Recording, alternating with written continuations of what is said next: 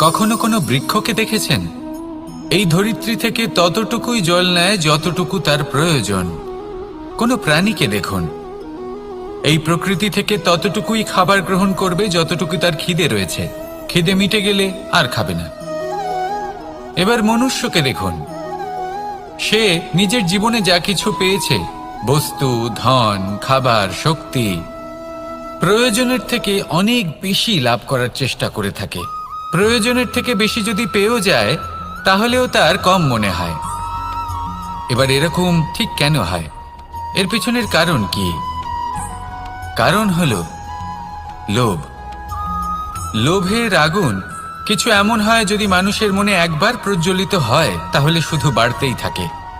ততক্ষণ বাড়বে যতক্ষণ না আপনি নিজে তাকে বাধা দিচ্ছেন। তবে এই লোভের আগুন নিয়ন্ত্রণ করা সম্ভব। পরিমিতিবোধ, পরিমিতিবোধের চিন্তা। আপনাকে শুধু নিজেকে একটা সরল প্রশ্ন করতে হবে। যখনই মনের মধ্যে কোনো বস্তুর প্রতি, শক্তির প্রতি, ধনের প্রতি, ভোজনের প্রতি লোভ বেড়ে যায়, নিজেকে প্রশ্ন করুন, এটা কি আমার কাছে ততটাই প্রয়োজনীয় যতটা একটা বৃক্ষের কাছে জল, যতটা একটা প্রাণীর কাছে ভোজন? এটা কি ততটাই প্রয়োজনীয়? যদি উত্তর না হয় তাহলে নিজেকে সেখানেই বাধা দিন। সেই ভাবনা সেখানেই ত্যাগ করুন, কারণ সেটাই হলো লোভ। ঠিক এইভাবেই প্রয়োজনীয়তার চিন্তা করে আস্তে আস্তে এই মন নির্লোভ হয়ে উঠবে। আর এই মন প্রসন্ন হয়ে বলবে, রাধা রাধা। সংসারে সকলে উঁচুতে উঠতে চায়, কেউ নত হতে চায় না। সবাই এটা মনে করে যে নত হওয়ার অর্থ হলো তাদের আত্মসম্মান এবং অহংবোধের বিরুদ্ধাচরণ করা। তাদের মনে হয় যে যদি আমরা নত হই, সংসার আমাদের দুর্বল মনে করবে, তাদের শৌর্য এবং তাদের ব্যক্তিত্বের অপমান হবে। কিন্তু এটা কি সত্যি? প্রত্যেকবার নত হওয়ার অর্থ কি সম্মানহানি হওয়া? কখনোই নয়। আপনি নিজের জীবনকেই দেখে নিন। আপনার কোনো অমূল্য জিনিস যদি নিচে পড়ে যায় তাহলে তাকে কিভাবে তোলেন? সেই বস্তুকে তোলার জন্য আপনাকে নত হতেই হবে। আপনি বড়দের আশীর্বাদ কিভাবে লাভ করেন? আপনি নত হয়ে তবেই তাদের আশীর্বাদ লাভ করতে পারেন, তাই না? ভেবে দেখুন, আপনি একটা পথে হাঁটছেন, আপনি দেখতে চাইছেন যে আপনি সঠিক পথে হাঁটছেন কিনা, পায়ের নিচে কাঁটা পড়ে আছে কিনা। কিভাবে দেখবেন? আপনাকে সেই মাথা নত করেই দেখতে হবে। এর অর্থ কি? অর্থ খুব সহজ। প্রত্যেকবার নত হওয়া অনুচিত নয়, সেটা কোনোভাবেই সম্মানহানি নয়। পরিস্থিতি অনুসারে এবং যেখানে প্রয়োজন আপনি নত হতে শিখে গেলে আপনি অনেক কিছুই লাভ করতে পারবেন। জ্ঞান, মান, গুণ, বিশ্বাস। সেই জন্য প্রয়োজন এবং পরিস্থিতি অনুসারে নত হতে শিখুন, এতে অনুচিত কিছুই নেই। আত্মসম্মান থাকা অত্যন্ত প্রয়োজনীয়, কিন্তু তা যেন কখনো অহংকারে পরিণত না হয়। এই বিষয়ে অবশ্যই নজর রাখবেন এবং আমার সাথে ভালোবেসে বলবেন, রাধা রাধা। মানুষের জীবন দেখলে এতে সংকটও আসবে, বিপদও আসবে, অনেক সমস্যাও আসবে। কখনো কখনো এমন সময় আসবে যখন আমাদের আপনজনের থেকে সাহায্য চাইতে হয়। আমরা সাহায্য চাই আর তারা সাহায্য করেও দেন, আমাদের সংকট থেকে মুক্তও করে দেন। কিন্তু যখন এই সময় বদলে যায়, যখন সুখের সময় আমাদের জীবনে আসে, তখন আমাদের মনে একটা অহংবোধ জেগে ওঠে। মনে হয় উপকার আবার কি? সেই ব্যক্তি সাহায্য করেছিলেন তাতে কি? উনি তো নিজের কর্তব্য পালন করছিলেন। সেই ব্যক্তি আমাদের ধন দিয়েছিলেন যখন প্রয়োজন ছিল, তো আমরা সেই ধন তো ফিরিয়ে দিয়েছি, উপকার কিসের? এই ভাবনা অনুচিত। যদি কোনো ব্যক্তি আপনাকে সাহায্য করে থাকে যখন কেউ করেনি, যখন আপনার সবথেকে বেশি প্রয়োজন ছিল, সেই সাহায্য অমূল্য আর সেটা উপকারী বটে। যদি কেউ উপকার করেন তাহলে বিনম্র চিত্তে ভালোবেসে আজীবন তার উপকারের প্রতি কৃতজ্ঞ থাকুন। কারণ সত্যি কথা বলতে এই সংসারে উপকার করার মতো ব্যক্তি খুব কম রয়েছেন, আর উপকারীর কথা মনে রাখেন এমন কৃতজ্ঞ ব্যক্তি আরো কম। সেই জন্য জীবনে কৃতজ্ঞ থাকুন আর আমার সাথে ভালোবেসে বলুন, রাধা রাধা। এই সংসারে জয়লাভ করার জন্য, সাফল্য লাভের জন্য শক্তি, ধৈর্য, সাহস, মিত্রদের সঙ্গ, এই সব ছাড়া আর কি আছে যা অত্যন্ত প্রয়োজনীয়? বিশ্বাস। সত্যি কথা বলতে এই বিশ্বাস অত্যন্ত অমূল্য, কিন্তু এটা দুদিক খোলা তলোয়ারের মতো। এটা আপনাকে বলশালীও করে তুলতে পারে, শক্তিশালীও করে তুলতে পারে, আবার দুর্বলও করে তুলতে পারে। কিভাবে? যদি আপনি শুধুমাত্র অন্যের উপরে বিশ্বাস করেন যে ওনারা সবাই আমাকে সামলে নেবেন, আপনার বিশ্বাস শুধুমাত্র অন্যের উপর, আর সেই বিশ্বাসের ভিত্তিতে আপনি কর্ম করেন, তাহলে আপনি দুর্বলই হয়ে উঠবেন। কিন্তু এই বিশ্বাস যদি আপনি নিজের উপর রাখেন যে যাই হয়ে যাক না কেন, আমি নিজেকে ঠিক সামলে নেব, আমি আমার পথ বানিয়ে নেব, সব বিপদের সম্মুখীন আমি নিজে হব এবং জীবনে সামনে এগোতে থাকব, তাহলে এই বিশ্বাস আপনাকে বলশালী করবে।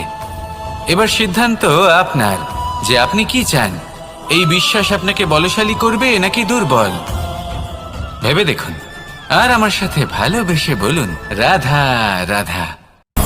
বিন্দু বিন্দু জলেই সাগর নির্মাণ হয়। এবার এই কথা আমরা সকলে জানি। আপনি কি এই কথাটা জানেন যে ছোট ছোট সুখের দ্বারাই বড় সুখ লাভ করা যায়? একজন বাবাকে দেখুন, সন্তানের জন্ম থেকে তার যুবক হওয়া পর্যন্ত তার সাথে ছোট ছোট সুখ যাপন করেন। এই ছোট ছোট সুখগুলি তাদের প্রেমের সম্পর্কে গভীরতা নিয়ে আসে এবং প্রেমের এই গভীরতা তাদের জীবনে বড় সুখ নিয়ে আসে।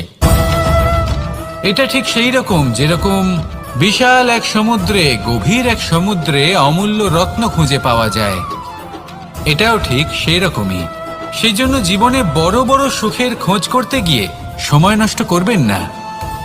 এই যে ছোট ছোট সুখ আছে, এগুলোকে যাপন করা শুরু করুন, এগুলোর আনন্দ লাভ করুন, এগুলো নিয়ে উৎসব পালন করুন, প্রেমের গভীরতা বুঝুন আর এই গভীর প্রেমে মন নিমজ্জিত করুন। তারপরে দেখুন এই মন আর এই জীবন সুপ্রসন্ন হয়ে বলবে, রাধা রাধা। আপনি অবশ্যই কোনো গাছ দেখে থাকবেন যেখানে অনেক ফল রয়েছে। সেই গাছের ডালগুলি নিজে থেকেই নত হয়ে যায়। কেন? যাতে মানুষ, প্রাণী, এরা সকলে যাতে সেই ফল খুব সহজে গ্রহণ করতে পারেন। এটাই হলো প্রকৃতির শিক্ষা, এটাই হলো প্রকৃতির নিয়ম। মানুষেরও কিছুটা এরকমই হওয়া উচিত। যদি আপনি সাফল্যের চরম সীমায় পৌঁছে যান, সততা ছাড়া আপনি যে কাজই করুন না কেন, উচিত সময় তা সম্পূর্ণ হবে না, আর মনোবাঞ্ছিত ফল আপনি কখনোই পাবেন না। তাই যে কাজই আরম্ভ করুন না কেন, সততার সাথে এবং অখণ্ড প্রচেষ্টার সাথে করুন। তখনই কর্ম এবং তখনই এই জীবন সফল হবে এবং এই মন প্রসন্ন হয়ে বলবে, রাধা রাধা। কথায় আছে, অন্ধকারে প্রদীপ প্রজ্বলিত করলে চতুর্দিক আলোকিত হয়। কিন্তু যদি এই প্রদীপ আমি সূর্যের আলোর সম্মুখে সকালবেলায় প্রজ্বলিত করে রেখে দিই, তাহলে কি হবে? আপনি বলবেন যে এটা করে তো কোনো লাভই হলো না। সূর্যের প্রকাশের সামনে এই প্রদীপ আসলে কিছুই নয়। এবার এই চিন্তা ভাবনা প্রত্যেক দিন করতে হবে আর একটা অমূল্য শিক্ষা পেতে হবে। মনে করুন যে আপনি মহাপুরুষের সামনে বসে আছেন, কোনো মহাজ্ঞানীর সামনে, তাহলে সেই ব্যক্তির সামনে নিজের জ্ঞানের প্রদীপ প্রজ্বলিত করবেন না, নীরব থাকুন আর সেই ব্যক্তির সূর্যের প্রকাশের মতো জ্ঞান প্রাপ্ত করুন। যতটা পারবেন জ্ঞান লাভ করুন। যদি এমন কোনো সময়, এমন কোনো স্থানে আপনি আছেন যেখানে চতুর্দিক অন্ধকার, কারোর কাছেই জ্ঞান নেই, সেখানে নিজের জ্ঞানের প্রদীপ প্রজ্বলিত করুন। এমন করলে দুদিক থেকেই আপনার লাভ হবে। আপনার জ্ঞান প্রাপ্তিও হবে আর জ্ঞানের সঠিক প্রয়োগও করতে পারবেন। আর এই মন প্রসন্ন হয়ে বলবে, রাধা রাধা। ঘুমের মধ্যে আমরা বিভিন্ন ধরনের স্বপ্ন দেখি, কিছু সুখের, কিছু দুঃখের, কিছু অত্যন্ত ভয়ানক। কিন্তু সত্যি কথা বলতে এর উপর আমাদের কোনো নিয়ন্ত্রণ নেই। কিন্তু আমি এমনও কিছু ব্যক্তিকে দেখেছি যারা খোলা চোখে স্বপ্ন দেখেন এবং তা যাপন করেন। নিজেদের একটা আলাদা স্বপ্নের নগরী আছে ওনাদের, সেখানেই জীবনযাপন করেন। আসল বাস্তবটা কি তাতে ওনাদের কিছুই যায় আসে না।